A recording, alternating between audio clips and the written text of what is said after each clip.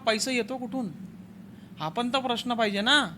हा पैसा येतो कुठून? एवढाली गडगंज संपत्ती 100 कोटी 150 कोटी 500 कोटी आणता कुठून हे? ते सिल्लोडचे आमदार सांगतात, मी सायकलवर केळं विकत होतो, सायकलवर केळं विकता विकता विकता 10 वर्षात 25 वर्षात 10,000 कोटीची संपत्ती आली कुठून? कुठून एवढा पैसा कमवला यांनी?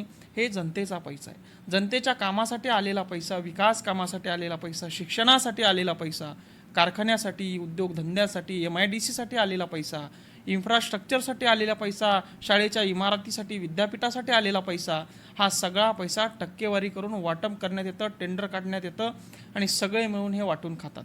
मग यासाठी हे टक्केवारी घेणाऱ्या कॉन्ट्रॅक्टदार लोकांनाच हे मोठं करतात. म्हणजे राजकारणात आलं म्हणजे कॉन्ट्रॅक्टदार एक पद्धत आहे की कॉन्ट्रॅक्ट पण घ्यायचा, काम पण करायचं आणि राजकारण पण करायचं. यांनी राजकारणाला कॉन्ट्रॅक्ट करून टाकलेला राजकारणाचा. म्हणून राजकारणाला कॉन्ट्रॅक्ट न करता राजकारण हे समाज